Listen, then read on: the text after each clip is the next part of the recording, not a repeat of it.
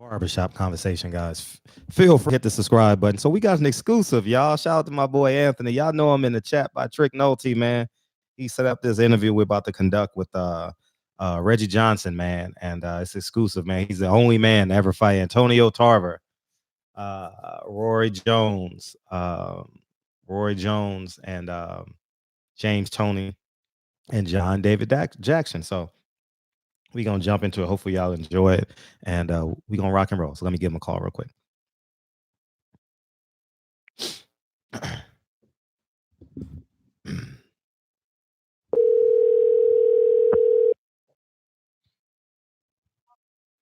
Yes. Hello? Hey, Mr. Johnson, this is Frederick Hawthorne. We're live right now. Okay, So, all right, man. hey, All right. how you doing, man? I'm doing fine, man. Oh, I appreciate you offering us a couple of minutes of your time to conduct this interview. Yeah, no problem, man. It's a pleasure, man. Okay. So the light heavyweight champion of the world, man. Did you ever envision that as a kid, if I might ask? Well, I tell everybody this here. My first career, I played all sports, and I fell in love with football. And when I started boxing at the age of 12, my uncle Kenneth Iron Man Walker, who was a amateur boxer at the Salvation Army Boys Club, took me to the gym one day and put me in there and introduced me to Mr. James Carter, the late Mr. James Carter, who became my father figure, mentor, and boxing coach. Mm-hmm. And the first day I put boxing gloves on, they had a procedure. The first day you go to the boys club, they put you in there just to see where you at, where your heart was. And he put me in there, and the man told me that day, he said, man, you could become champion of the world. Wow. And that stuck into my head. And I really felt I was, in the atmosphere that was second nature and natural to me. Mm-hmm. Coming from, I don't know if you're familiar with Houston, but Fifth Ward is like South Central. I've heard about it. Okay. Well, George Foreman was Absolutely. raised there. Absolutely. Him and my dad grew up together. Okay. My dad was a slick street guy, and when he was, coming up, survived that. Mm-hmm. But moving forward, that was it. As a matter of fact, I started flying on airplanes when I was 5 or 6. Uh-huh. My grandmother used to fly me every summer. That's my dad's mother. Sure. To Tucson, Arizona, because she had moved there for health reasons, and she used to fly me there every summer. I love boxing. I fell so in love with boxing. I remember when I started boxing at 12. That's when I stopped going to Tucson, Arizona, every summer. And trust me, I didn't really like flying on planes. I was always uneasy, even as a kid, flying on airplanes. But I flew there. But I stopped going to Tucson, Arizona every summer because of boxing. Okay. And when did you know? At what age did you know, like, man, I got a chance to potentially? I know people told you, but when did you actually believe it? How old were you? Was it in amateurs or was it in the pros? Well, let me get you to understand this. Like I told you about Fifth Ward, South Central. Like I tell everybody, from one ghetto to the other, they all the same. Sure. I grew up, fighting, going to school, dealing with bullies and all that stuff. So that was second nature to me. Sure. But when I realized my mother agreed, because she didn't want me boxing, and Mr. Carter is the one who kept going back, calling her, showing up at my house. And I was getting in trouble. I was headed down that road. I'm not gonna lie to you. Sure. I mean, fighting, being a class clown, and doing all that stuff at school. And one day, Mr. Carter, he got to my mother and told her, he said, "This will probably change Reggie's whole, getting suspended out of school and doing all that fighting and being a class clown." And she tried it, let me box, and I, I came to a point I had to make a choice. Am I going to be the class clown? I'm going to be getting in trouble, getting suspended from school, or do I want to box? And I chose boxing. And that's pretty much, man. I just felt I felt at home. I felt I was where I was supposed to be. I loved boxing. And when you was growing up, Houston, y'all were the beginning of the renaissance of Houston boxing or Texas boxing, right? I mean, as a kid, I remember Donald Curry, George Foreman, yourself, uh, um, and those are the names that I remember as a child. And when you look at boxing today in Texas, you got the Charlos, you got Spence, Earl Spence, Jamel and Jamal Charlo, respectively, Maurice Hooker. How did y'all? Were you a part of bridging the gap to the new generation? I think so, because when you mentioned Donald Curry, who I talk to all the time, Beautiful. He's just got inducted into the International Boxing Hall of Fame this year, and I was very proud of him. And it's kind of like, man, the strength of boxing, even with Donald, he's having some ups and downs in life, and that when he went to that Hall of Fame and got inducted, and seen all that love from the boxing fan, it changed his whole demeanor, his whole life. He's a totally different guy now, man. Boxing is powerful. But back to that question you asked me, as a matter of fact, me and Donald Curry I was right after him. So like if he was on the 80 Olympic team, not Olympic team, but the Olympic U.S. boxing team, trying to make the Olympic team, I was on the 84. Gotcha. So I was right after him. Sure. And I think George Foreman was in the 8. Yeah. So he's like a little way before. Yeah. But the people don't realize, man, there's a lot of great fighters. The history of boxing is so deep right here, just in Texas, and in our area. But me and Donald Curry was on the same road. If he would have beat Michael Nunn, he and I was going to end up fighting each other. Oh, really? Yeah. If you go look up that fight when I fought, what's the guy's name? And they asked me questions about that, and I was just waiting on them. But what happened? Nunn won the fight. Michael Nunn kept getting by, and I'm not saying Michael Nunn the fighter, because ain't no two fighters scared to fight each other. Sure. And I just got through writing this right before you called to someone, the guy Fitch, the Australian champion. I say, man, he's talking about the Canelo fight. I say, man, I commend both of them guys for fighting each other. I commend Canelo, but keep in mind, the fighters don't write the script; those promoters write the script. What do you mean by that? The promoters write the script. I mean, fighters don't dictate who fight who. Trust me, if we dictated who fought who, you'll see a lot better fighters. You'll see the best fighting the best. But promoters are like attorneys. Gotcha. You sign a deal with a law firm, an attorney, to do what's in your best interest. Sure. But think about it; they're gonna always do what's in their best interest. Gotcha. So it's similar, same thing. And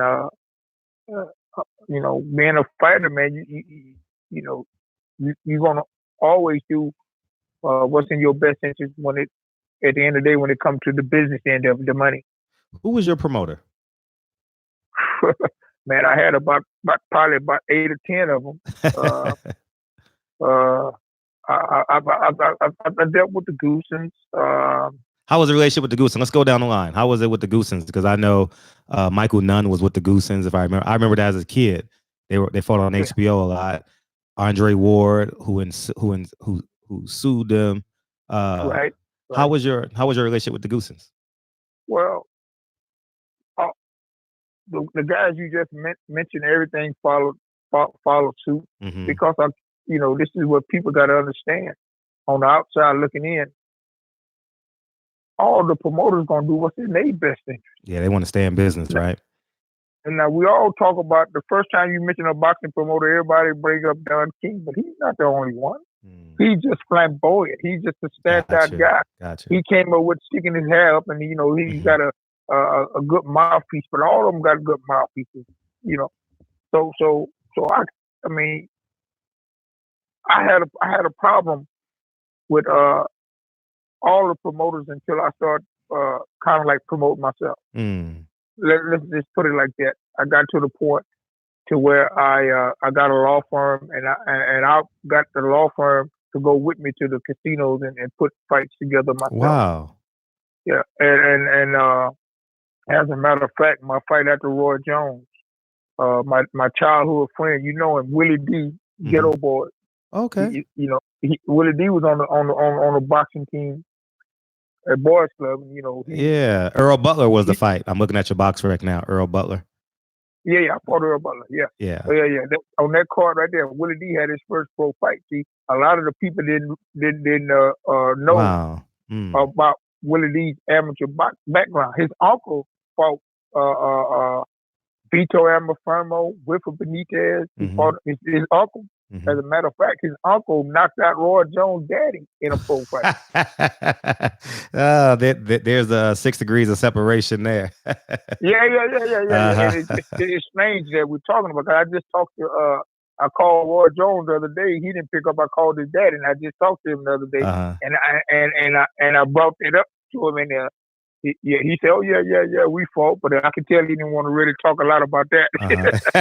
Don't nobody want to talk. No one want to talk about getting knocked out or getting beat decisely. Right, right. Tell me about what I did great, right? Yeah. But Willie D and I was at his house. We go outside in the back. We're walking on the golf course, and he like, "Man, Reggie, man, you need to promote your own fight. Wow. This next fight, your comeback fight from Roy Jones." He said, and I'll fight on the undercard. And I started laughing because I think he's joking.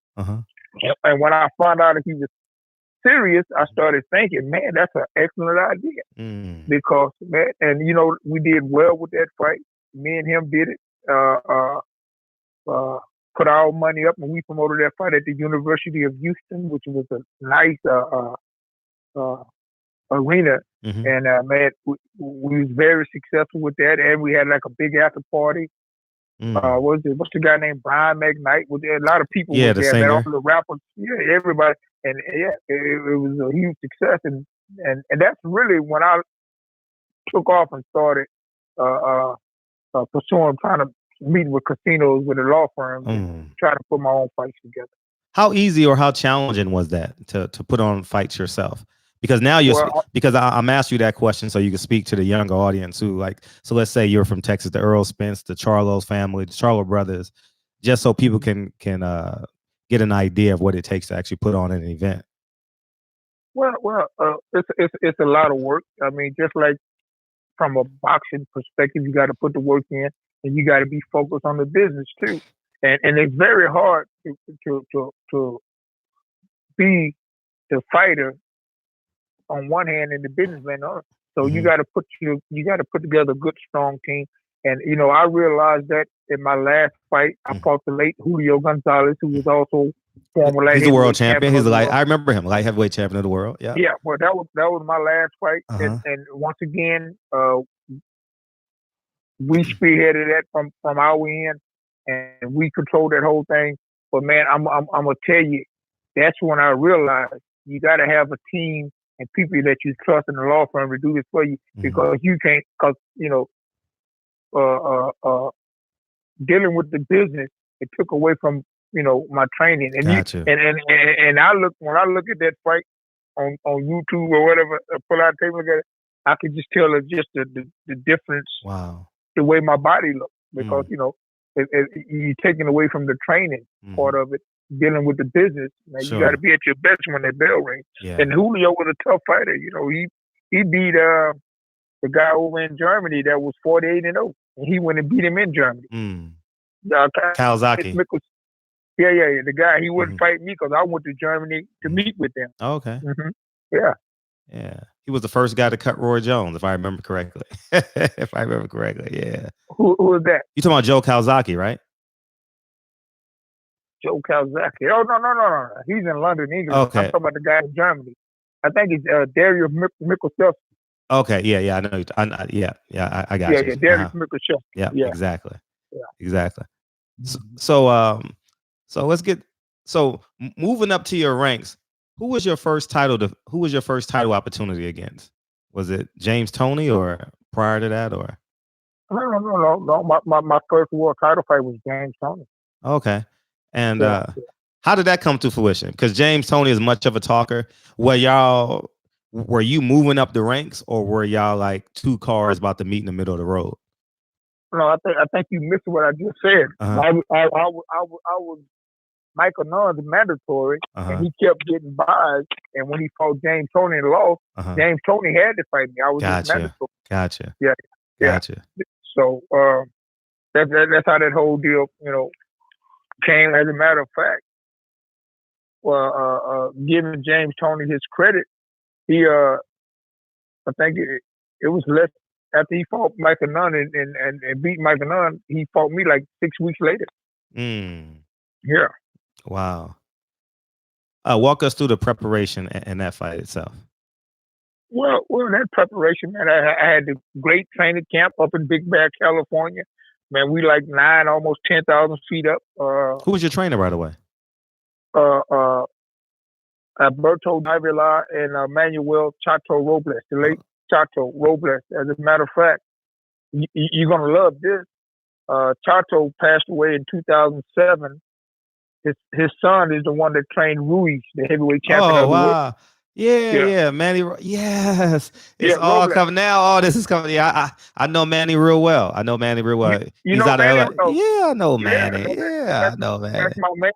Yeah. He had some pro fights too. Manny had a Marie fight. Mm-hmm. But Chato passed that legacy down, man. The training was, and I remember I was assigned with the May group, and that's how I met Chato. Davila, all those guys, and and I remember when that thing broke up. I called Davila for to come here to start training for a fight that we had put together, and he couldn't do it, and I was gonna call Manny anyway, but Chato jumped on the plane and got here. Chato became my chief trainer, man. That guy was unbelievable, man. Just a straight up guy. Wow. And he was a guy. He was the guy. If someone came around, the camp came around me, he didn't feel comfortable with, he would pull me to the side. Hey, Reggie, this guy, he's bullshit, man. He's no good. Watch it. That. But that was Chato, man. Walk us through the James Toney fight. The James Toney fight. Well, that James Toney fight, man, we had been waiting for a long time to fight for the world title. I was the brand name of the DeMay group, and I was the first guy they had to fight for a world title. I think the only guy. I was ready for that fight. I told you, we training camp in Big Bear, California. Man, I was in great shape. But we must keep in mind, a lot of people don't overlook this. That was James Toney's second world title fight, and that was my first world title fight. I felt, we had a game plan, and I stuck to the game plan. And till this day, in my heart, I felt I won that fight. But whenever I look at that fight, I also give James Toney his credit. And I also realized if I could have been more aggressive, if I would have been a little bit, I probably would have stopped Toney. I could have made it more decisive. But now I'm going to give you some homework to do. Okay. And I want you to go look at this because when I got back to I was living in Long Beach, California then. When I got back and watched that fight, they don't have that fight on YouTube, but when this fight, I watched it on ABC. It was coming back from commercial, and I saw Bob Arum leaning over talking to Patricia German. That's the lady who had me 4 points, the judge, going into the last round. I'll never forget this. So when I watched that and saw that, I called Marty Dinkin, the late Marty Dinkin, who was the manager of the May Group, who also used to be the boxing commissioner of California. And I called Mr. DeMay, and really with Marty Dinkin said, "Oh no, we're just going to get a rematch. We're not going to worry about that." But as you learn and find out, when someone is part of that system, it's like a political system, any system. Of course, they're going to say that. No, we just get a rematch. Just leave it alone. Because they've been a part of that before. Yeah, exactly. And years later, he was caught, Bob Arum, for fixing fights. Yeah. You know. Of course she was. Yeah. Hey! I got the proof right now. Because that piece when they came back from the commercial, when him leaning over talking to her, it's not on YouTube. But check this out. This happened probably about 5-6 months ago. I'm just watching this fight. I go back and watch the fight. I'm watching this whole fight again. And guess what else I noticed? What's that? And you can go back and watch it when we finish, brother. If you go there, all you got to go to the second round, watch that second round. When I knocked James Toney down, this woman is highly upset. She hit the table with both her hands, and she wasn't normally somebody getting knocked down. You looking at the guy that get knocked down, right? She's looking at me. When she hit her hand, she was pissed that I knocked James Toney down, and she's rolling her eyes at me. Go back and watch that, brother. I sure will. Go back and watch and a few thousand more people gonna go watch it. Because it's gonna be a well received interview. You know what I mean?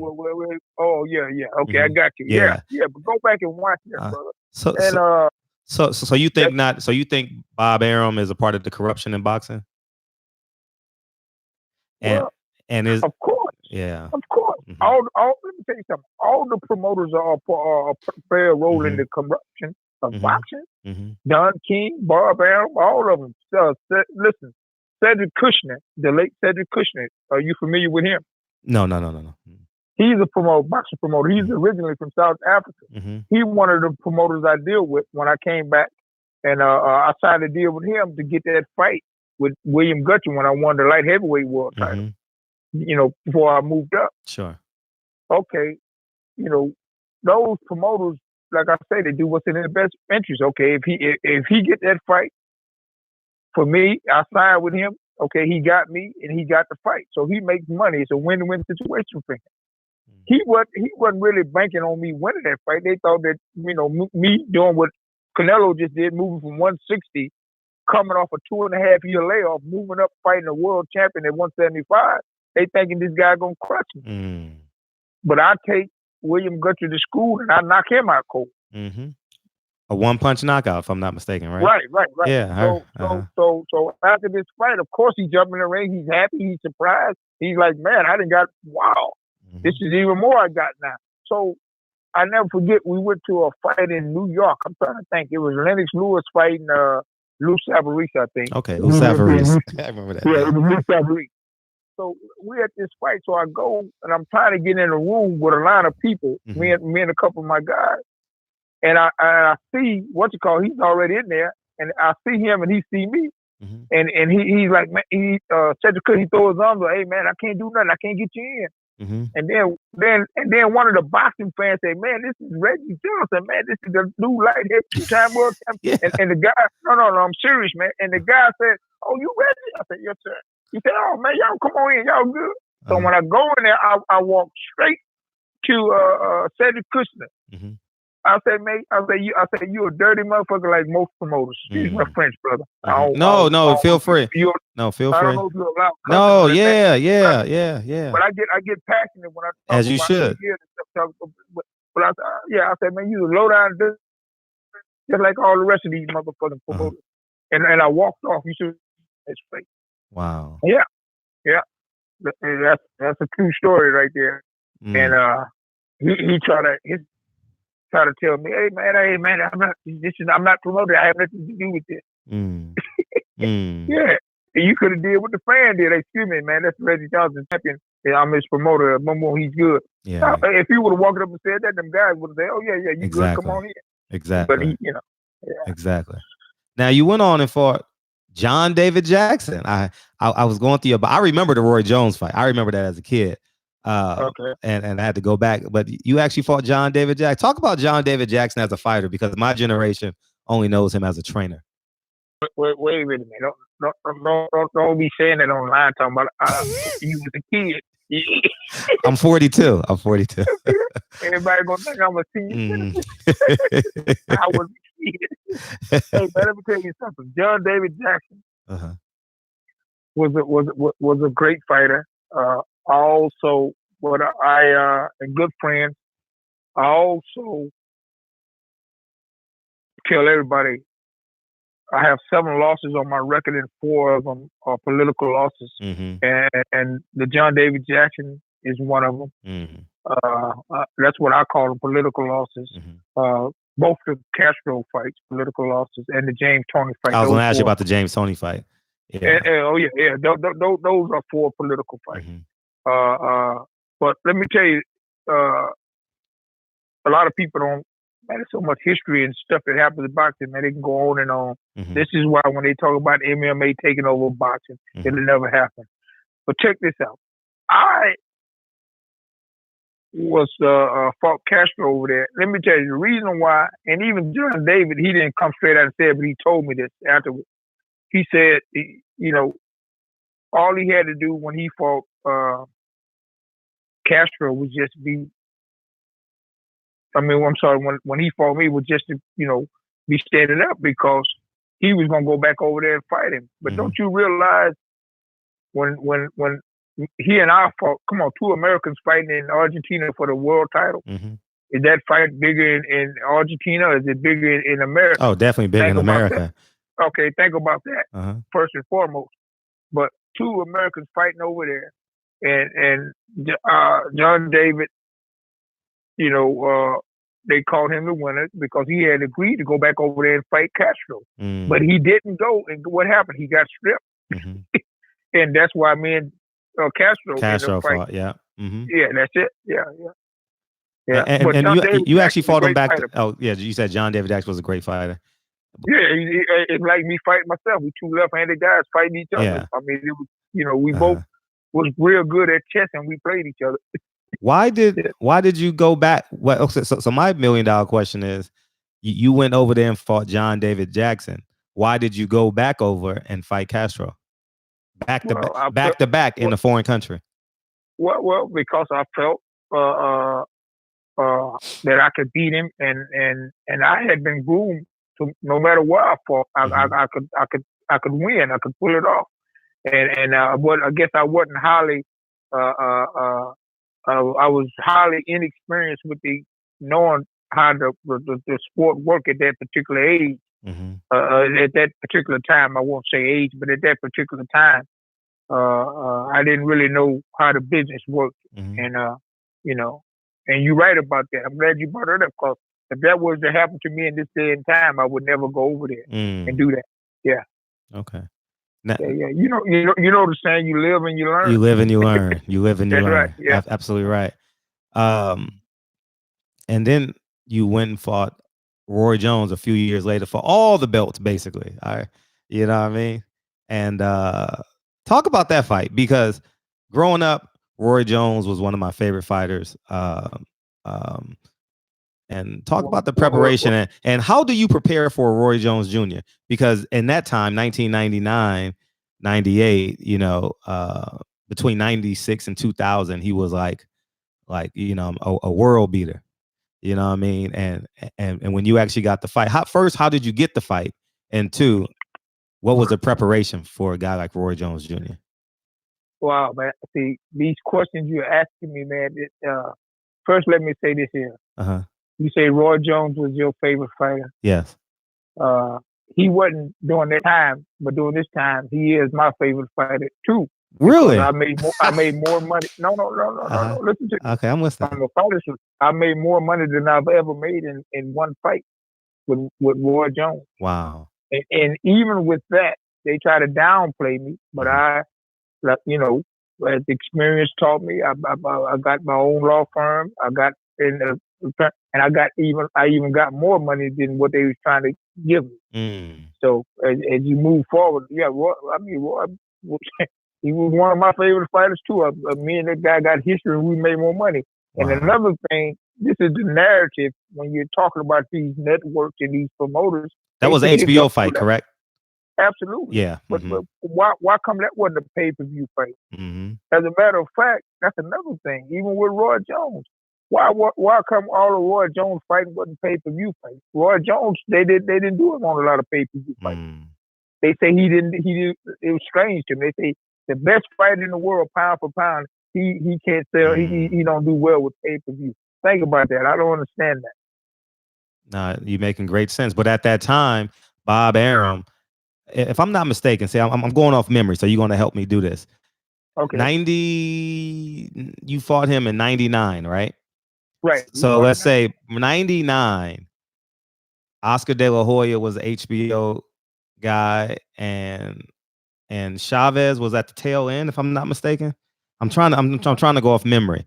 I think a lot of those guys were fought HBO. Yeah. And you know, the catch about that is because if we go back to Floyd Mayweather and Bob Arum's relationship, they never truly believed that a black fighter could sell. You understand? Could be the leading man. You know, they believe Mexicans and guys from other countries, you know what I mean, should be leading man, you know. And that's why Don King is so important to this narrative when you look at it from 50,000 feet. You know what I mean? Don King made Mike Tyson a household name. And truth be told, I don't know what percentage of it was, but a percentage of Mike Tyson's lure was Don King's mouth and his ability to promote. And if not for Don King, maybe Al Haymon doesn't know how to do this, you know? And you would be the expert in that. So I'll lean on you for this. No. But I understand what you're saying. Mm-hmm. And on one hand, you're right. Mm-hmm. But think about it, man. Don King had a good mouthpiece. You can have a good mouthpiece, but what if Tyson wasn't able to do what he do? Sure. So it all starts with the fighter, man. Mm-hmm. Yeah.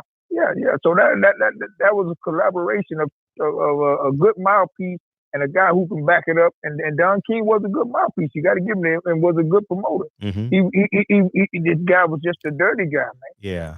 Mm-hmm. And I refer to him as the devil. And he's not the only devil in boxing from a promoter, because you take advantage of people. I don't know if you ever saw the documentary with Tim Witherspoon. Mm-hmm. No, I didn't see it. I didn't see it. Okay, well, Tim Witherspoon defended his WBA world title in London, England against Frank Bruno, knocked him out. Yeah. This man get back. Don King sent him a check for $90,000. Got $950,000. Frank Bruno. Yeah, I remember that.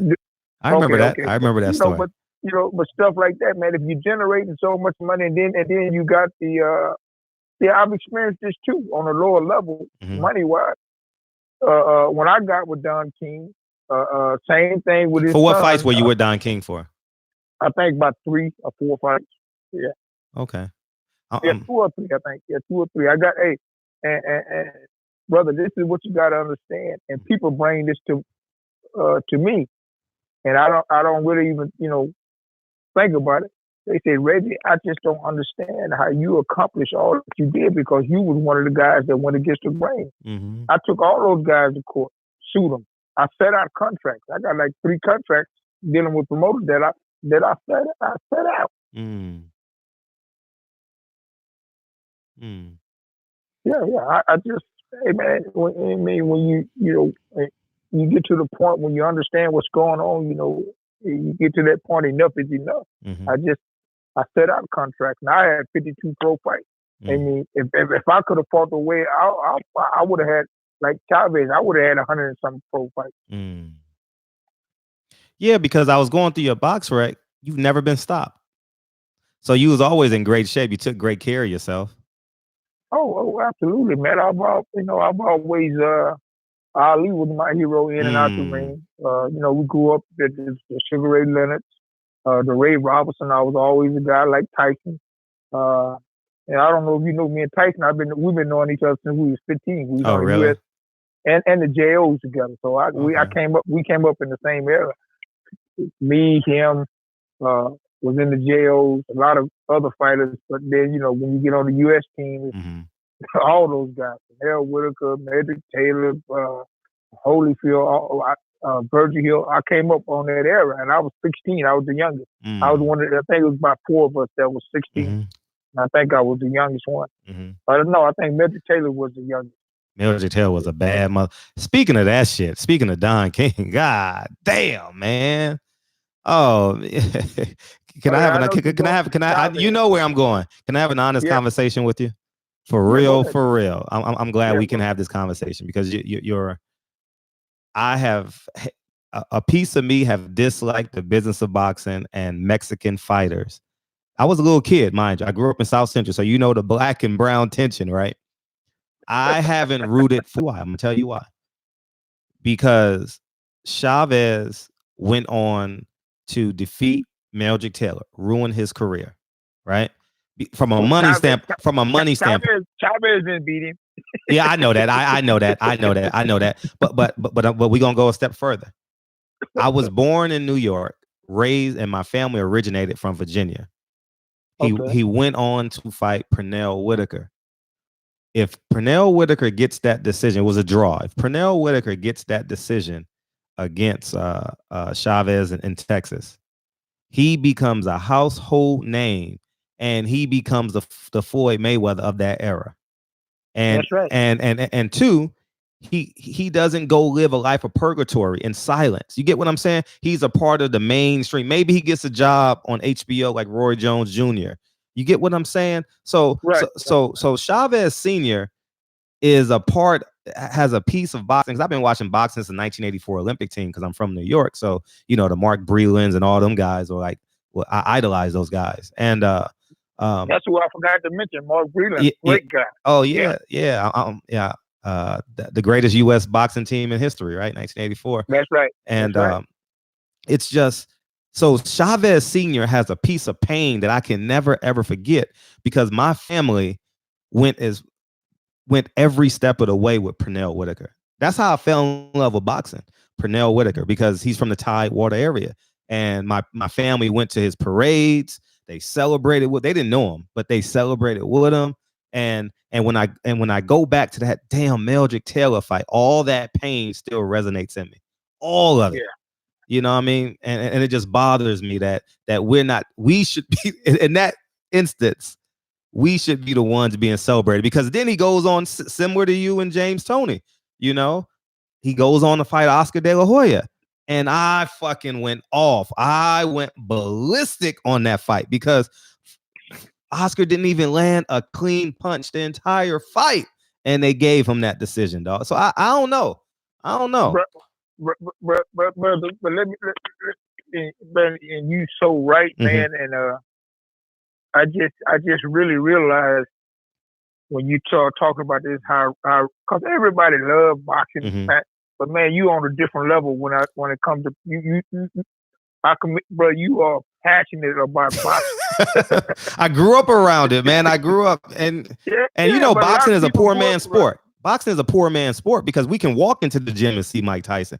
I could have walked in the gym and saw Mark Breland if we lived in the same borough. It's a poor man's sport. It's not like the NBA where they go live in mansions and condos and drive Rolls Royces. They don't make money until they 24, 25. So they live next door to us, going to the Olympics, the JOs, you know. And so that's why people are so passionate about boxing because it's literally your neighbor. You know. Okay. Let me bring you up to speed on this here, brother. Thank you. And maybe you'll understand because, like when you say Hispanic fighters, those are two men of color. Oh no, I get that. We're men of color, and I tell people what you just said all the time, and it's just not here in America. But think about it. All fighters come from the gutter. Roberto Duran, Manny Pacquiao. Look when they do they documentary, sure. But all fighters now this gonna might blow your mind and it probably educate you on something. I know there's more than probably maybe more than 5% of the fighters that came from a middle class family. But you know, do you know one of the great boxers who came from a middle class family? You probably couldn't say his name. Take a guess. Sugar Ray Leonard. Nope. Sugar Ray Leonard was 14. I know, out the DC area, DMV area. That's right. Man, I fell in love with boxing when I was 6 years old, so I remember all this shit, man. Oh man. Now this gonna blow your mind because when I realized this, when I was sitting down talking about this, and I'm like, man, this is crazy. You right? Think about it. I'm gonna give you a couple more shots at it, and then I'm gonna tell you. Middle class. I'm trying to. Oh man. It's a great fighter. He came from a middle class family. Tommy Hearns. Oh man, Tommy was so pro. He's down there in Detroit. I know. See, I'm trying to come from an angle in which you lead me and what you led me with the question. He said I wouldn't believe it. Oh man, let's go. Let me tell you why you wouldn't believe it. Okay, because that guy, hero in and out the ring, and probably yours too. Muhammad Ali came from a middle class family. Wow. Yeah, did you know that? No, I didn't. Yeah, Ali, man, go back and his family had a company where they did like all the billboards, the signs, the paintings. When people, that's what Ali dad and them did. Yeah. Ali came from a middle class family in Louisville, Kentucky. Did you ever meet Ali? What? Man, I was real tight with Ali. I'm gonna send you some pictures.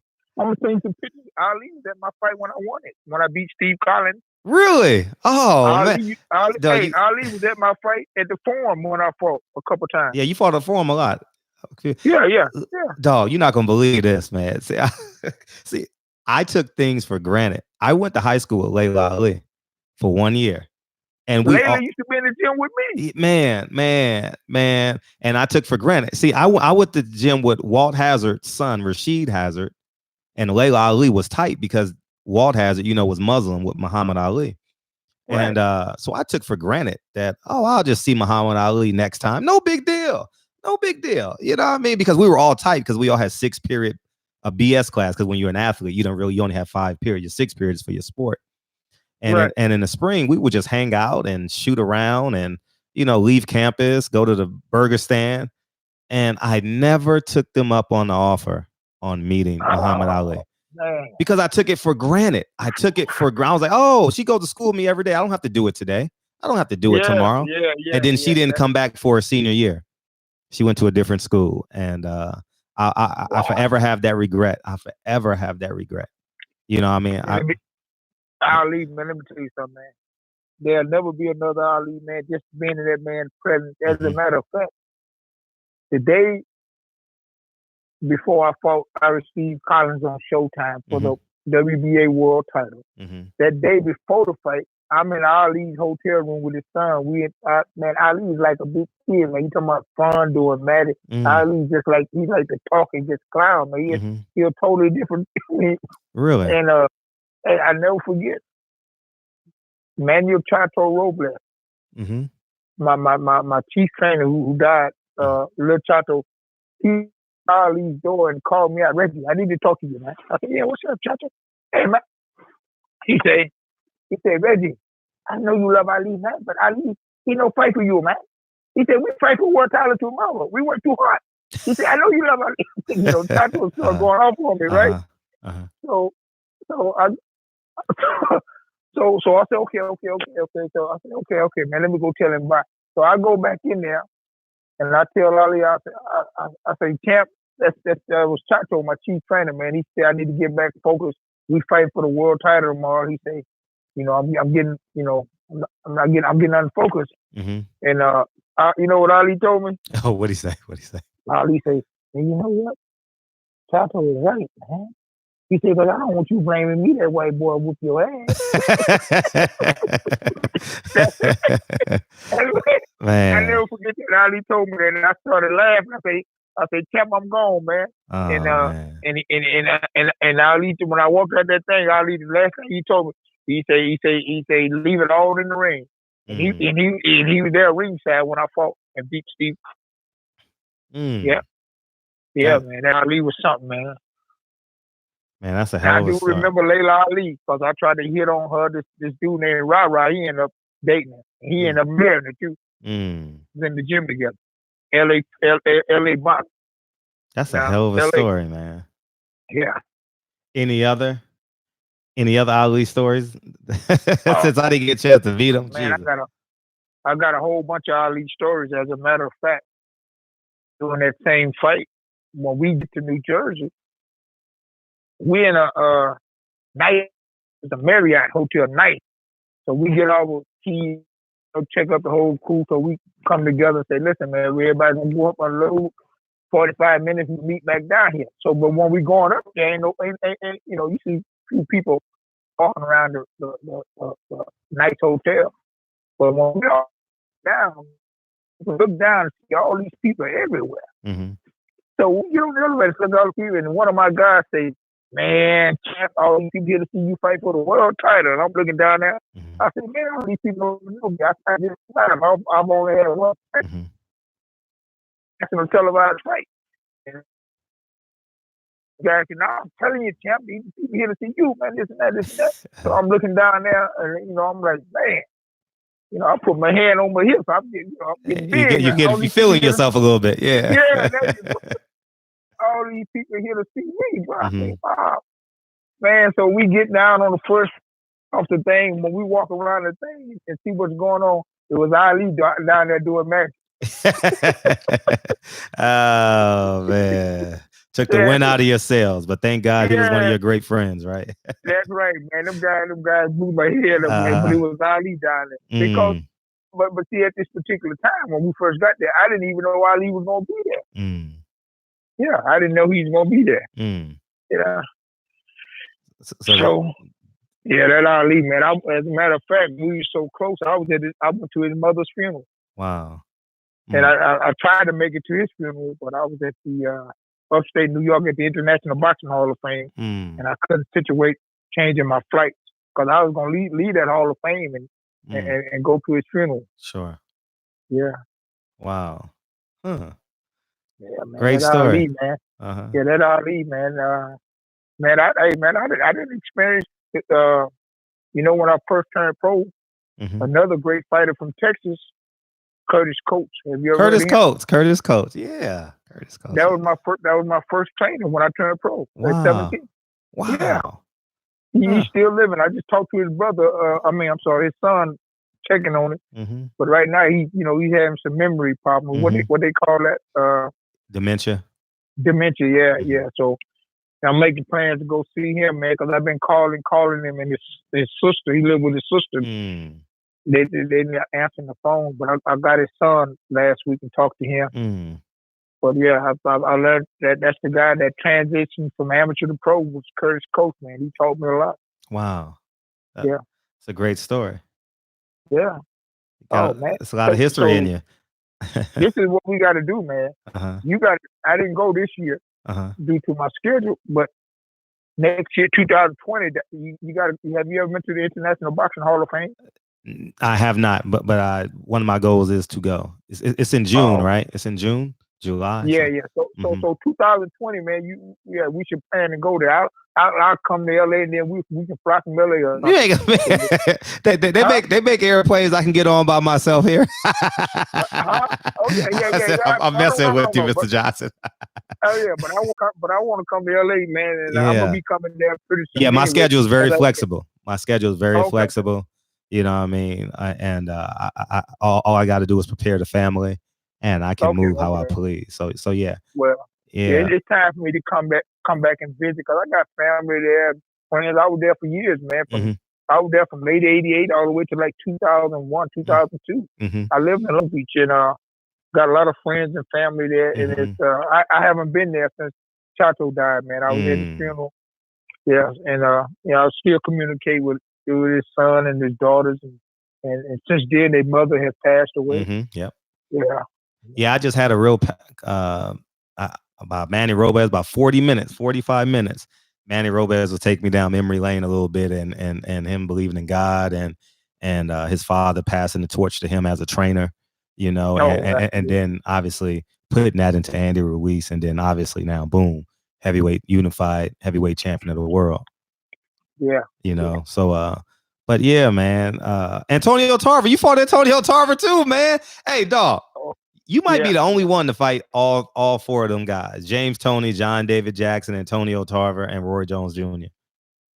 And I was gonna fight Ben Johnson, but I got had an elbow problem. And when he pulled out, that's how I ended up fighting Julio Gonzalez because I wanted to fight the guy that beat Roy Jones. Beat Ben Johnson. I wanted to keep beat him twice, right? He beat Roy twice, right? Who was that? Glenn Johnson. No, Tarver beat him twice. No, okay, Glenn Johnson iced him. That shit shocked the shit out of me. What was your reaction to that knockdown? That knockout, excuse me. He was stiff as a board. I was surprised, man. Listen, man. This is what people don't understand. They don't really know all the history of boxing. Mm-hmm. See, when I got with Murad Muhammad, I guess he was down there in Pensacola trying to get with Roy there, but I did a tune-up fight and Roy was supposed to fight. This during the time when Roy and his dad got into it. Mm-hmm. I remember me and Roy sparred for about 3 or 4 days, mm-hmm. and then Roy quit coming to the gym, and then he didn't fight on the card.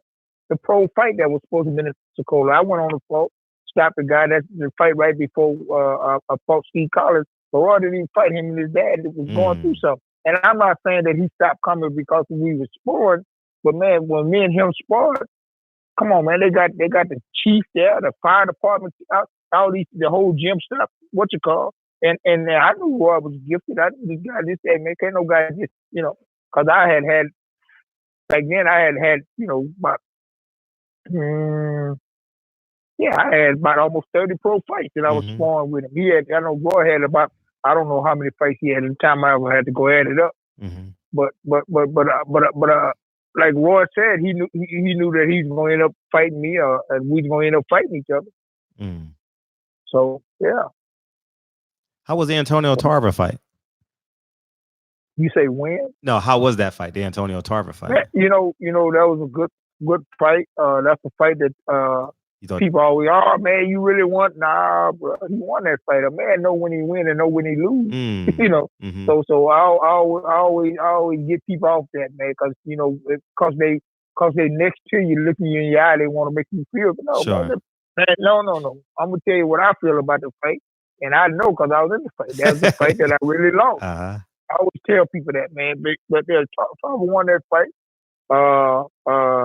I can't make no excuses, but I can tell the truth. I got my eardrum busted in the 3rd round, and that's when I was educated too. I didn't know that your taste buds, your equilibrium and all that stuff just goes, tied into your ears. I didn't know that, but but it was still an entertaining fight, and I was proud.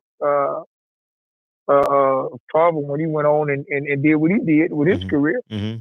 But that was a good fight. Mm. And me, let me see, this has been about 3-4 years ago. I reunited with James Toney at the Hall of Fame. I hadn't seen him since he fought. Well, they got a video out there. You seen it? I haven't seen it. No, I'll look for it. Oh man. Yeah. You just say Reggie Johnson reunited with James Toney. I'll look at John Scully was a great fighter. He put that whole thing together. He always doing stuff like that with me and James Toney. Okay. But then the next year, Toney was there again, and Tarver. They got another video with him and Tarver sitting there going back and forth as they would have fought each other. And they tried to get me to be a part. I said, no, y'all do it. But it was funny, man. You got to check that out. Too. I will. For sure. But we were sitting there talking, and Tarver, they talking about him and James Toney going back and forth. And man, it's funny, man.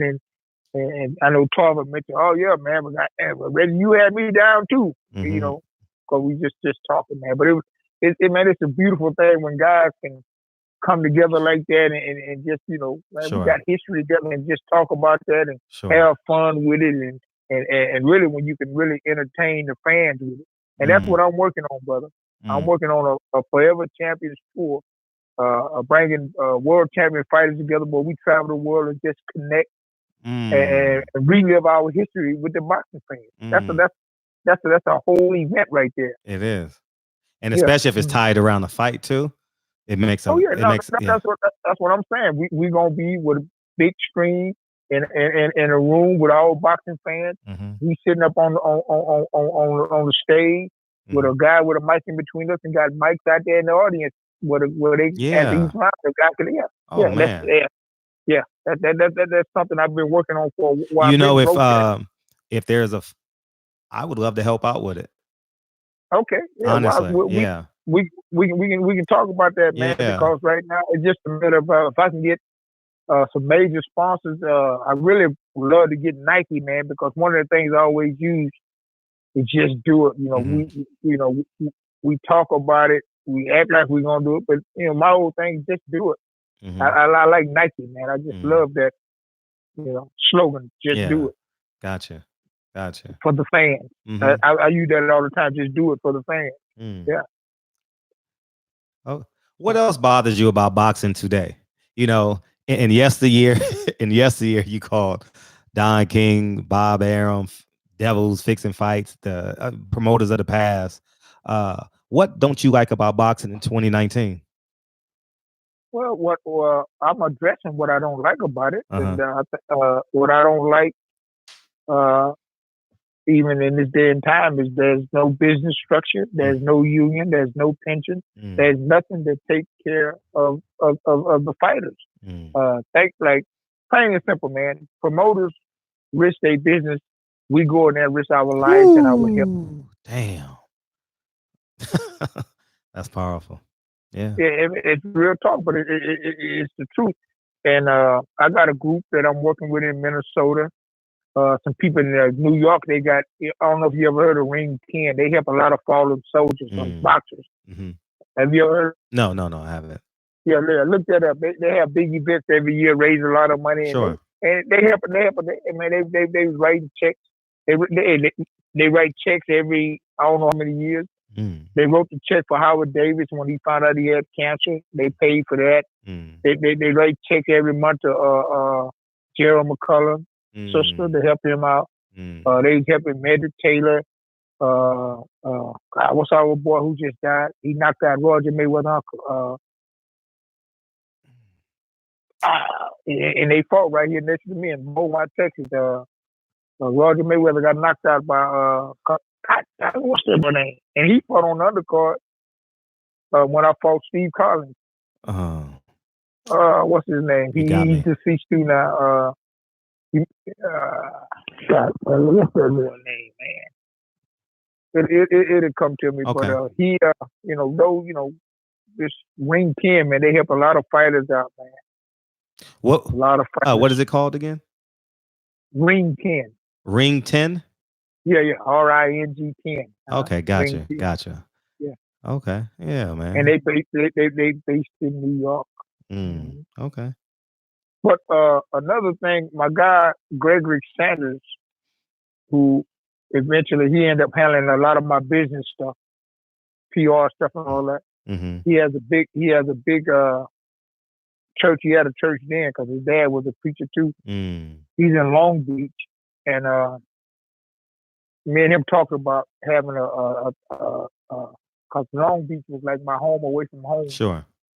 And doing a deal with me coming back. And I talked to another group. They did a deal with Ernie Shavers and Quick Tillis, because they had fought each other. They did a big deal. This guy owned a big restaurant there. They did a big deal for them not too long ago, and they wanted to do that for me. And I gotta start a campaign because even with that California Hall of Fame, all that stuff adds up, and I should be in all that stuff. Yeah, for sure. For sure. And the pension, California is the only state that has a pension. The only fight. You got to put in 100 rounds, I think it is.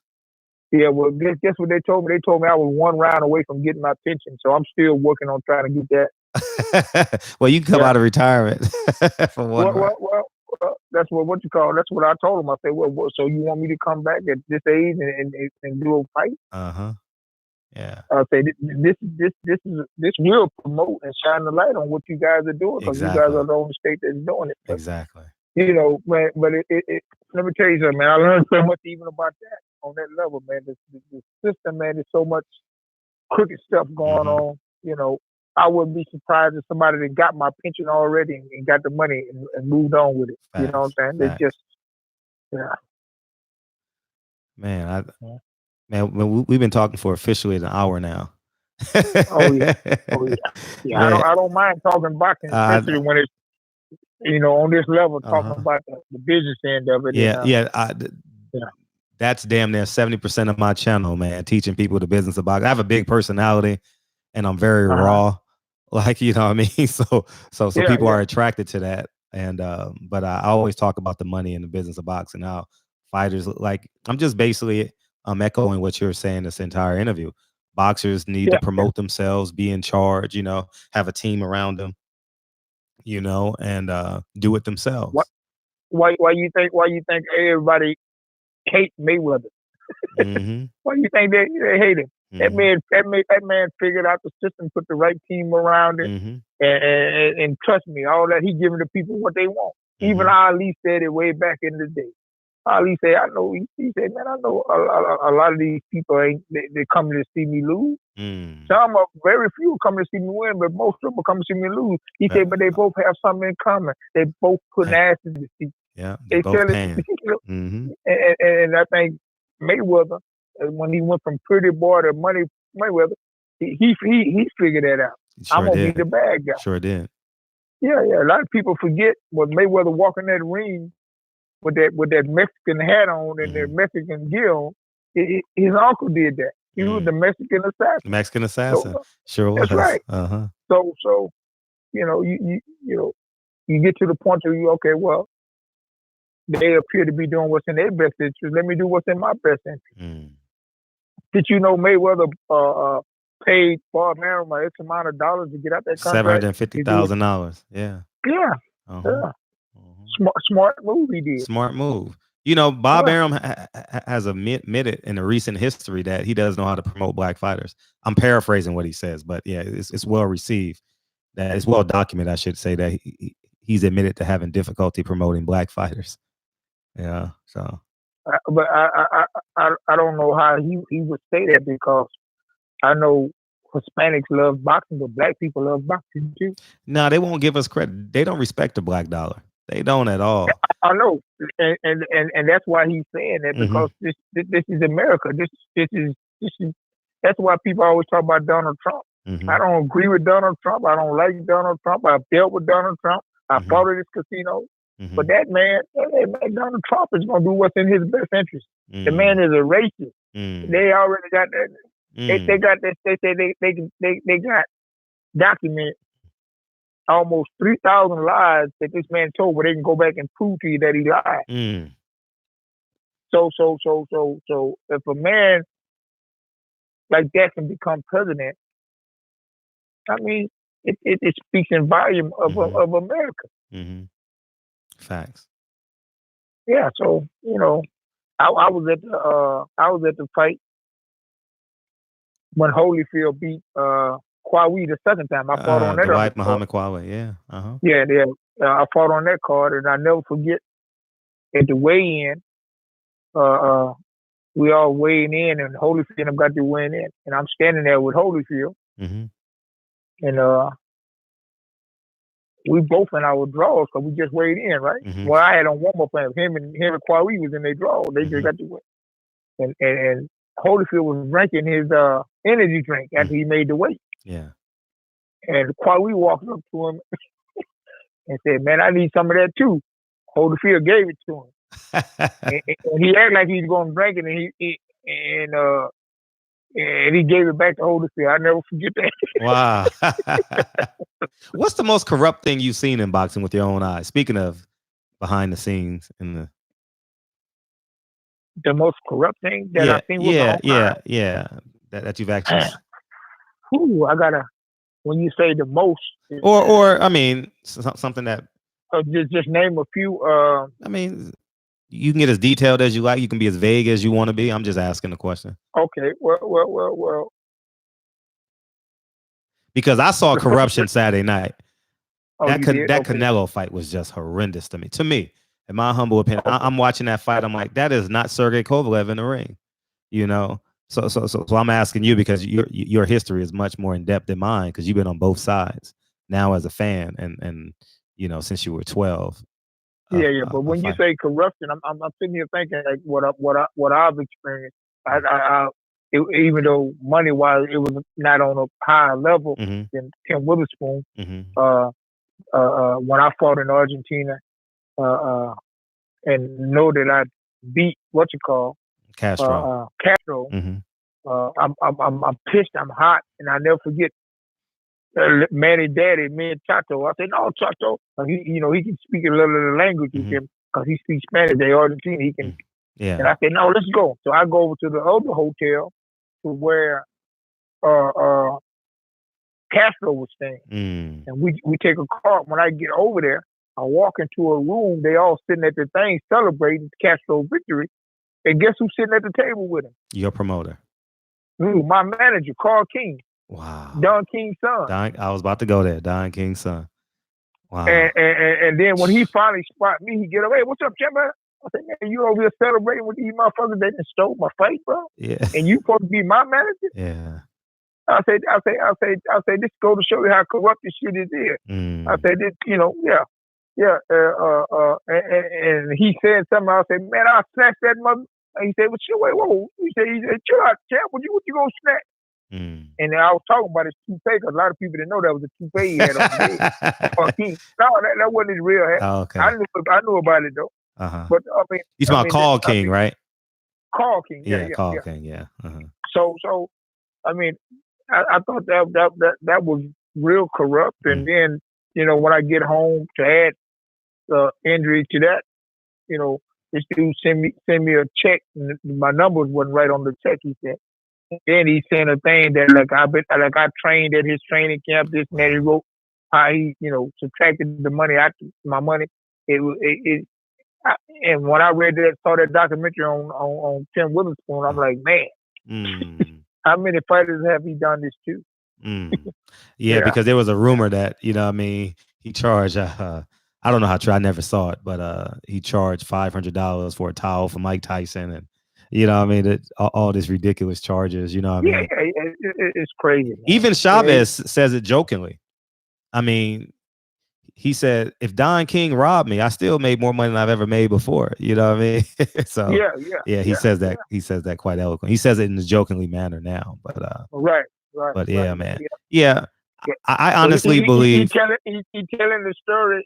He telling what Don King did, and he he's keeping it, making it soft so it go by. But he educating you with that if you really listen to it. Yeah, Bob Arum and Don King are two peas in the pod. You know what I mean? Two peas in the pod. Because boxers, like you said, it's a poor man's sport. So poor man's sports means the mother and father are poor.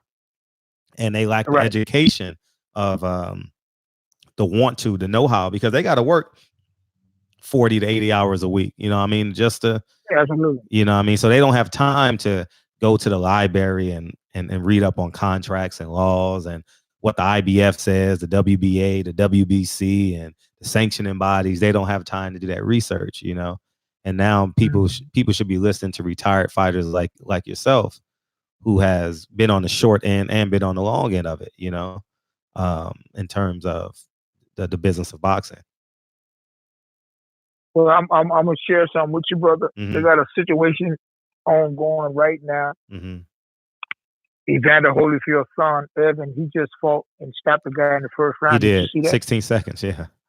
Okay, but he trains here in Houston with a guy named Termite Watkins, who I've been knowing since I was 13. Termite fought Saul Mambi when Ali lost to Larry Holmes on that card. And I've been knowing Termite Watkins, a white guy, was a guy that I was told to go see when I was a young kid, 13 years old. So you need to go see, you boxing now, you need to go see Termite and his brother Billy. Okay. But Termite is like, now they kind of handle Evander's son, and then I think with Evander and the mother not on the same page, he hurts the son, and now these guys doing what they want to do, but probably ain't seen the kid's contract, and he's only 21. He just turned 22. I'm sorry. Yeah. So stuff like that, man. I intervene on stuff like that. I call people out on stuff like that. And it's well documented, Evander Holyfield's finances. You know what I mean? The mistakes he's made. Not only the mistakes he made, the money that was stolen from him. And listen, I went to the press conference when Termite them announced who he was going to. And Termite called me, asked me. I said, "Yeah, I'll come." And I went and had a nice press conference. A lot of people there, a lot of athletes and boxers, and I was so surprised that his son signed with Main Event too after all the money they stole from all them fighters. People don't realize all them fighters had left them because they woke up. Yeah. That Main Event was taking all that money. Even the late Georgie Benton. You know who that is? Yes. Before he died, he sued him and he won like $3 million from Main Event. Ooh, Main Event. I mean, me and Cafty Dude were always on the opposite ends of of the spectrum as it relates to the sport of boxing, from a race standpoint, from a business standpoint. We just don't. But we always do interviews. You know what I mean? And when she said to me this week, win or lose, Sergey Kovalev and I will be fine. I said, holy cow. You know what I mean? You know what I mean? That says you saying that? uh-huh. No. It adds to what most people are saying. That fight was they just in it for the money. That fight was fixed, dog. That fight was fixed. I always tell people I definitely haven't sparred as many rounds as you have, but when I was younger, I sparred and they take it easy on me. They can do whatever they want with me, right? But when they turn it up on me, like when like the last 20 or 30 seconds of the round, they get a little bit more aggressive. You know what I mean? My last move is to throw my right hand. And I'm right-handed. I'm orthodox. And I always tell people, Marquez did it against Pacquiao. That is your last line of defense for me, because I'm a novice at this. So whenever I get in trouble, I throw the right hand. Kovalev never threw his right hand. And I'm like, I've never been in a world title fight, but I understand the semantics of getting in the ring and defending yourself. And when I'm outclassed, or even when I'm in the lead, if I'm fighting another guy, like a novice like me, I know the power of my right hand. Even if they catch it, I know I got 10 more seconds. You get what I'm saying? I know I got 15 more. And I know that, and I want them to feel it. He never wanted Canelo to feel his power. So as I think about those comments that Kathy Duva says, I'm like, this shit was a fraud, man. They got us, man. Absolutely. They got us. Hey, bro. Man, I can see you really, you passionate about it, and you on point. I'm gonna share this here with you. Think about this here right here, man. I've lost. Now, you know what's really sad about this here? Think about it. When you didn't have fighters go through this procedure with the business, they learn the business, and they become the promoters. De La Hoya, hey man, I can go back. You can go back on YouTube and watch some films after Bernard Hopkins fight, how he going off on the because the guy talking about who he fought. He said, hey, man, I don't make the rules. I just fight who he's my mentor. Boom, boom, boom, boom. But and then Bernard Hopkins was going off about the business. I don't feel that I'm getting the money. We don't. Why come Bernard Hopkins don't talk that way no more? Getting paid. Yeah, because he's with De La Hoya, man. Getting paid to do nothing. Getting paid to show up and be the face of the card. He's getting paid to do what was done to him. Yep. Them guys, them doing the same shit. They promote now. They not fighters no more. Wow. They doing man. But to really get this, brother, if you go back and watch Bernard Hopkins after some of those fights, some of his interviews, how he going off, got into it real bad, and man, he's speaking the truth. But Bernard Hopkins is quiet now. He don't talk no more. It's business with him. He just getting money. And see, hey, bro, I lost a lot of respect, not from a fighter perspective, but how could you respect a person that went through this and now you doing to what was done to you to other fighters? Sure. I get it. I don't agree with Bernard Hopkins. I'll tell you why. From my perspective, Malcolm X is my hero, right? And that's why I'm even more mad at myself for not meeting Muhammad Ali. Man, but I grew into loving Malcolm X. Like I liked him as a kid because I was raised in Harlem. But when you grow into yourself as a man, you realize that, God damn, Malcolm X, Muhammad Ali, those were the men, you know? And I don't like how, because he's Muslim, how he stands alongside Oscar De La Hoya. Like from me, like knowing what Muslim stands for currently. And I didn't even know Bernard Hopkins was Muslim. Yeah, I didn't know that. Yeah, he's Muslim. He's Muslim, and he don't talk about it. No, he don't talk about it too much. No, he don't talk about it too much. So that means he ain't no real Muslim. No, that's why he. Yeah, that's why he put the X. See, the X was because he was Muslim, not because he was executioner. In my humble opinion, this is just me making a hypothesis. You know. Yeah. But him standing along Oscar and all the allegations he's had this past decade, you know, and the protection that Bob Arum protected Oscar De La Hoya, you know, that just don't sit well with me in terms of Bernard and his character, you know. But you know, what do I know? I just interviewed him last week, and You just interviewed who? Hopkins? Yeah, Hopkins. Yeah, Hop- yeah. He went off on this little. You know, he always turns a one-word answer into a 12-page letter. You know. yeah, you know. You know what I mean? So he always sees me coming, and he's well prepared for me. You know. Well, you know, he and I were supposed to fight at I was going middleweight to and ask at you that. lightweight. I was going to ask you why didn't Yeah. that fight happen? Well, I know. It was spoke. It was at the business table a few times. At 160 and one. As a matter of fact, when I won the what's I'm trying to think was when I won the middleweight world title, we was at the WBA convention in Atlantic City, and God, what was it? What was his guy named then that had Michael and Leon Spink? Oh shit. The guy that wore the suit with the bow tie. Butch Lewis. No, Butch. Yeah, Butch Lewis. Butch Lewis. I'll never forget. I was sitting at the table. I was with my girl and my one of my trainers. There was about 6 of us at our table. Holyfield and the table was right next to us. And I never forget.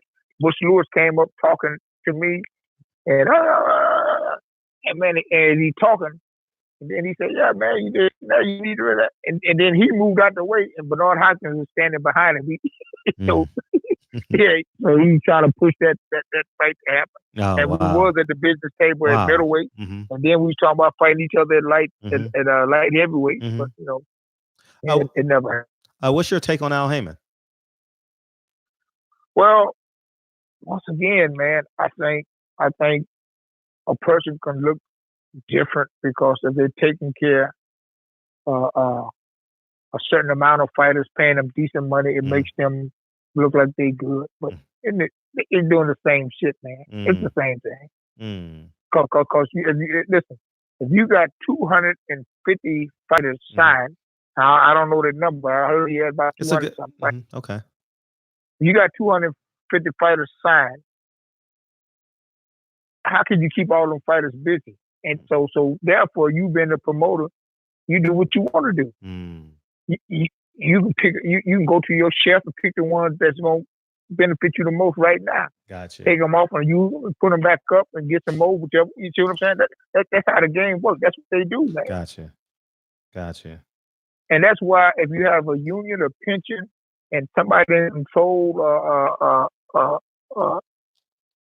pension control promote fight, and have the promoters got to go by certain rules and what you call regulations based on that based on that business structure, man. You know, and like let me ask you, brother, because and then you tell me if I'm wrong. Like one of the guy who I'm working with in Minnesota with this pension thing, he's a former fighter. He didn't win no world title, but he had like 20-something pro fights. Sure. But he's so focused on talking about the belts. And I say, man, that is not the problem. Ain't nothing wrong with having a lot of belts. That's generating more money. The problem is, where is the damn money going, bro? Why you keep talking about? Well, that's the fundamental problem. That's the fundamental problem. First, let's give birth. Then we'll talk about raising a child. Yeah, you know what I mean? Yeah, man. Yeah. I mean, why For sure. the hell are you worried about having one world title? The fans deserve one fight. Now, let me tell you something. If Mayweather come back right now, I told him just like I said, Mayweather come right now and say, "Well, listen, man, I'm gonna go. I got a very expensive belt. Got a big belt buckle." He said, "This is gonna be the belt we fight for." I say, "The goddamn fighters make the belts. The belts don't make the fighters." Mayweather can go get a belt out of his closet that he put on his pants and say, "This is the belt," and motherfuckers gonna pay money to see him fight with that belt. Facts, big facts. But this guy, he don't really. It's more like he's more like a groupie or a boxing fan than he want to do the business. I understand what you're saying. No, man, ain't nobody worried about the belts. Ain't the problem. The problem is the fighters not getting the money, man, and taking all the risk. That's the problem. Yeah. So what's the next? You got to, because I have a big platform. So this interview is gonna be well received. As you move forward with your plan of action, please keep me a part of it, because I can give it some I can put some air under your wings, you know what I mean? And then because I'm a part of a network called the LDBC, And honestly, it's about it's about 500,000 of us circulating all throughout. And we got Okay. it's about 20 or 30 channels, if not more. You know what I mean? But we have the biggest live platform in boxing. The biggest. Like they have something called Trill Boxing Talk, and it's based out of Houston, out of Dallas, Texas. I'm gonna link you with a Black Fight Fan. And Wow. yeah, Okay. they have a show in the morning. It does over 1,000 people every morning tune in live, you know. Okay. And and I probably have like the second or third largest show at night. I get anywhere between 400 and 600 people at midnight. You know what I mean? So you know what I Wow. mean? Yeah, man. Man. So when you called me last night or 2 nights ago, it was 500-600 people in there live. Wow. Yeah, circulating Man. live. So it's about, when I closed the show, it was 6.7 thousand people. So about 6,500 people. So circulating through that time span, it's on for 2 hours. So yeah, it's gonna get a lot of wings. And as you move forward with the action plan, we'll be glad to Right. help. Right. You know what I mean? Because Well, yeah, go ahead. I'm sorry. No, I was just going to say this. You know, and boxing fans like yourself, Mm-hmm. they are so passionate. Mm-hmm. But even promoters and other boxing related people, Mm-hmm. the one thing they all have in common, and they always say, some of them really mean it, and some of them don't, Mm-hmm. because your actions going to dictate whether you really mean it or not. Sure. So I tell people this all the time. Uh-huh. How can you sit there and say, man, I love boxing. I love the ultimate sport of boxing, Mm-hmm. and not love and take care of the core of it, which is the fighting? That makes no sense to me, brother. It doesn't. You can't say I love something and not love the core of it.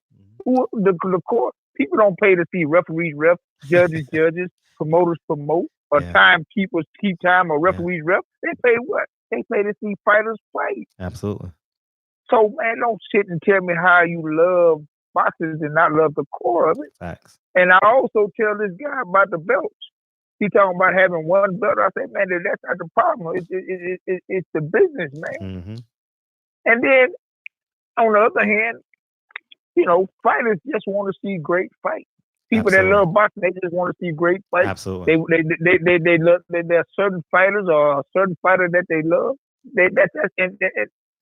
That's the core. They love the core of it. They love that fighter. Mm-hmm. Big facts. I just don't get it, brother. When people say, you know, I love boxing, but you don't love the core of it. Mm-hmm. And don't get me wrong, the fans. I tell people this all the time. The fans are the ones who really write the checks. Absolutely right. 1,000%. Yeah, the fans are the ones who really write the checks. Mm-hmm. And you know, these promoters just, you know, stepping in front of the fighters.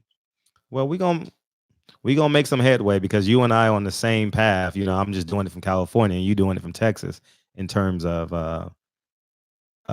from your perspective, from the retired fighter on down. You know, like, y'all deserve y'all money. You know. Oh, absolutely, man. You know, and there's no ifs, ands, or buts about it. You know. But it's time for change, brother. You know, boxing is the oldest sport. And, you know, boxing was it was ran by the gangsters on gangsters on the street and all that stuff, man. It's time for change. Fighters, man, we need to put some stuff in place from a medical and health perspective. Well, you know, even before the physicals and even after the physicals, fighters should be go get the head scans and stuff, man. Facts. Because, man, I'm telling you, that hurt me so bad. That little brother, saw that brother, 27 years old, died. Yeah. The last brother we lost. Yeah. You seen that, right? Yeah, Patrick Day. Patrick Day, yeah, man. That was 27 years old. It hurt man. my heart. Hurt my heart. Yeah, that was a rough week for us, man. That was a rough week, because Earl got into the accident Thursday night, and then the young man goes into the coma Saturday night. That was a rough patch for boxing fans, for sure. Yeah, and that whole thing with Earl, man, I'm telling you, man, that dude is beyond blessed, man, because he didn't have a seatbelt on, he didn't break no bones. They say he had some lashes. He got through out that car, and you know they got that on what's called it. They show the car tumbling. Yeah, I saw that tumbling. Yeah, I saw that. Yeah, that man, this dude. And when that happened, after that fight with Porter, they was in his dressing room. I saw all them people in there, and I saw his 2 kids, and I guess their mother. And man, when that happened, that's all I could think about, man, with them kids and his wife or their mother, man. I was just, bro, I was just thinking, I said, oh man, this dude, man. Yeah. And see, I got a cousin used to spar with him. Star Johnson used to spar with him. And on me and Star talked about it, he said, oh no, man. He said Harold love to drink. Because he don't even seem like the guy that would do something like that, drink. But he said he liked to drink. And they say they hit him with a DWI. Yeah, I heard that. Yeah. Now Star Johnson brother is Golden Johnson. You heard of Golden Johnson, right? Yeah, that's my cousin too. Yeah, Golden fought Sugar Shane for the world title. Yeah. And he fought a couple of good noted guys. And I remember when he fought Sugar Shane, he called me and I said, "Cuz, this is the fight you gotta take. You gotta get as much money as you can get, because if you take care of this fight, I mean, you the man." Yeah. So. Yeah, man. Yeah. Hopefully his road to redemption. You know what I mean? I've been praying for Earl, the Day family since their happenings. And I have no doubt, because I've covered Earl, and just his demeanor. I've never hung out with him outside of boxing, but just his demeanor would lead me to believe that if he does have demons in his life, he's definitely going to self-correct them. You know, I just believe, not unless he hides it well, you know, but the person that I know at these media events and stuff like that, I think he has the ability to autocorrect, you know, and really, really focus in, you know what I mean? And especially when it comes to his 2 beautiful daughters, you know what I mean? Like, well, I sure hope this was the wake-up call for him, brother, because, man, the brother got too much, and he can do so much in life, his family, and he just, man, that's... And the message to all the fighters, you know, every fighter, whatever your demons are, whether it's depression, whether it's the bottle, whether it's drugs, whether it's, you know what I mean, sex, I mean, you know what I mean, grab hold of it. You understand what I'm saying? And because it's hard to debrief yourself when you're a giant in the ring and you're a regular citizen in real life. You know what I mean? Well, how do you go through that from a you know, because we're all human. You know, Saturday night, you the toughest man in the world. You wake up Monday morning, no one even recognizes you. Man, I just won the world title. Right. I just won a world title Saturday night on HBO. I come home Monday, no one knows me. You know, so I can only imagine what fighters go through from a physiological standpoint in real life, in real time. You know, so you know, I remember we was at this event, and it was a nice event. It was down in Florida. I'm trying to name that resort. It was like a 4-day event, and what was really crazy about it, I just gonna say his name. He in Florida too, but he beat our guy here in Houston, Juan Diaz. Keith Thurman. No, not Keith Thurman. Berto. Huh? Berto? Young fighter or older fighter? No, he's an older fighter now. He ain't fighting now. He's training fighter. But, you know, he's down there. He's real close to Roy, too, man. His name will come to me in a minute. Okay. But this is the event that he put on down there. And it was nice at a resort in Florida. And there was a whole bunch of champions there, man. In fact, the Holyfield was there. I remember we went to this, like a dinner thing. They had a certain place where all the fighters sit.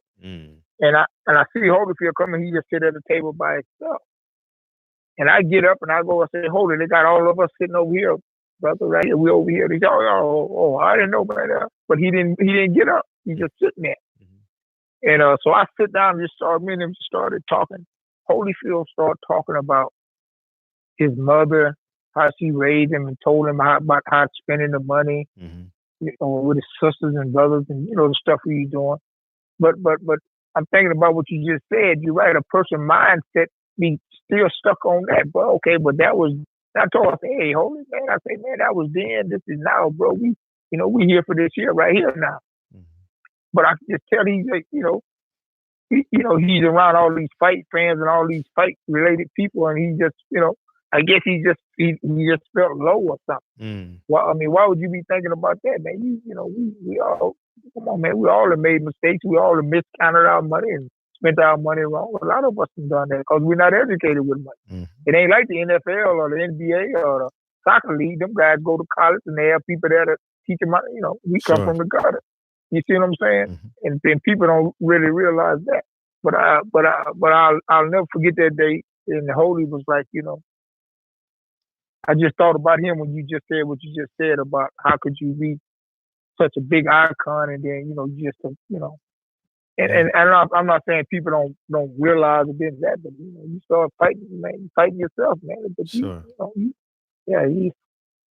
It's rough, bro. Very rough. Very rough. It's rough. Well, we had 90 minutes, man. It was supposed to be a 15-minute interview, man.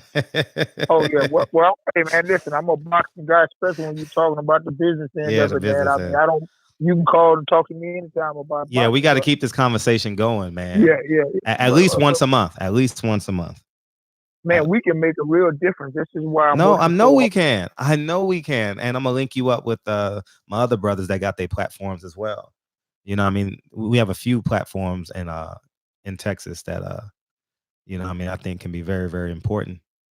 So and see, I got man, I do speaking engagements. I got a Reggie Sweet Johnson tournament I just started. This year was the second year. Went well. It's an amateur tournament. Like I told you, the speaking engagement. And whenever you have something coming up, always call. Always. Okay, I will. Always call me. Shoot me a text and be like, "Hey, I got this coming up," and I'm like, "Let's go." Mike, I told you when you going to interview. I said tomorrow, and hence we're here tomorrow. You know what I mean? Yeah. My platform is for the fighters, man, for real. You know what I mean? And I got a $300 memorabilia package thing that I sell. Okay. I sell more memorabilia over in like London, UK, man. Them British fans, boy, they really they second to none with that boxing. Yeah. Wow, we should have said that at the top of the interview. You know what I mean? Yeah. We'll do better next time. We'll organize it a little bit better.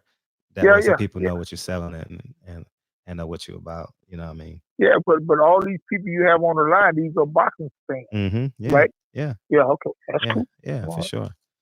And I appreciate you giving us 92 minutes. We're at approaching 93. Okay. And if, don't hesitate, man. I will. Oh, I am. Okay. I am. And I got, hey man, as a matter of fact, this your cell phone, right? Yeah, that's my cell phone. Yes. I'm a I'm a picture guy, man. I do everything. I'm a visual. Okay. I even got a picture that's gonna blow your mind because the people I was signed with, they had De La Hoya too. He was still an amateur. He was 16. I got a picture. De La Hoya signed as an amateur? Really? I didn't know that. No. He's with the people that I signed with. Oh, okay. I guess him and his dad was still they training at the gym I was at in LA. Okay, gotcha. I got a picture with him having my first belt on. And this guy put it out there. You probably know him too, that guy. Man, because this dude used to be at the fight hollering loud. Fernando. You know Fernando, huh? Fernando. I probably would know him by face, yeah. Yeah, you'll know him because he's a boxing writer too, but he used to come to the gym and he'd be out there hollering. But I think he the one put that picture out there of Oscar with my first Intercontinental belt on. I think the guy from we fought at the forum too. The guy from Israel Cole. You ever heard of him? Izzy Cole, yeah. Israel Cole, yeah. I fought him for my first belt and beat him. He's originally from Africa. I talked to him about a month ago. I got his number. He's in LA. Yeah, still live in LA. But I got a picture Alfonso put out there with De La Hoya got my first belt on. He's just saying how he started looking De La Hoya eyes when he had my belt on. The first belt on. Yeah, I'll send you that picture. Okay, I appreciate that. Yeah, I will. Yeah, appreciate your time, man. This is a hell of an interview, man. Damn, man, very informative. Very informative. I don't think this was an interview. This was a conversation. You know what do you call that thing when they be sitting around the table talking boxing? That boxing talk. Oh yeah. Well, the name of my channel is Barbershop Conversation. So yeah, so that kind of, okay. so that kind of hits it. Yeah, that's exactly what it is. Yeah, we was talking. Barbershop. We was talking shit and swallowing spit. That's what we were doing. Right. And man, I know so many fighters out there. Do you know Larry Musgrove? I don't know him. No, I don't know him personally. You ain't never heard of him? I heard him, but I don't know him personally. Yeah. Mm-hmm. Now, while we was on the phone, he was calling me. He in LA. Okay. I'm gonna send you this interview. I'm when it uploads, I'm gonna send you this interview. Okay. Check this out. Larry Musgrove. I never forget when I moved there. We used to spar. We was at the 108th Street gym. He had on Broadway. Yeah, on Broadway. Yeah. Mm-hmm. So that's where I first went training at before they put our gym up. And I never forget, he called me one day. He said, man, they got a little amateur fighter from Chicago. He came here, man. He here with his cousin now. And he gonna be staying here for a while. He in the gym. But Larry took him up under his wing. And then Larry introduced me to him. But we took Montel Griffin up under our wing. Oh. You know, Montel Griffin ended up winning the amateur tournament. I got pictures of us at amateur tournaments. Wow. Ended up going all the way to the Olympics and then become a champion of the world. Yeah. Now he has a gym in Chicago that's doing real well. Oh, beautiful. And his dad and Ali were real tight. You already know how I feel about Montel Griffin if I was a Roy Jones fan. Oh, yeah. Oh, he should have gave that shit back. He should have gave that win back, man. He should have told the commission, "No, look, can we just put the rematch in?" You know, but I mean, can we just omit this fight and just rematch it so we can both get paid again? You know what I'm saying? But he had to do it that way. To get the rematch. I know.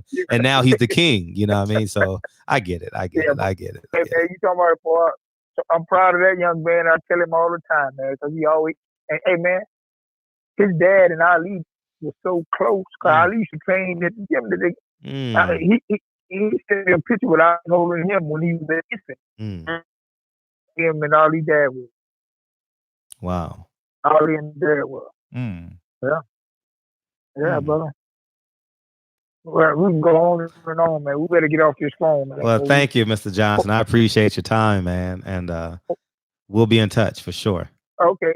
Hey, we ain't trying to get no, we in it. Yeah, just shoot me a text and I'm available. Just shoot me a text. Okay. Hey, I'm gonna send you some of those pictures right now. Okay? Thank you. I appreciate you. All right, brother. All the time. Yep. Barbershop Conversations, man. What a hell of an interview conversation. You know what I mean? Thank you, Anthony. Thank you, Trick Nolte, man. It was amazing, man. Appreciate you giving me his number, and I'm forever indebted to you. So Barbershop Conversations, man. Feel free, hit the subscribe button. And yeah, man. Which one we got? Cause the devil is a liar. I'm telling you the truth. Barbershop Conversations, man. Feel free, hit the subscribe button. And I'll talk to you guys real soon. Peace.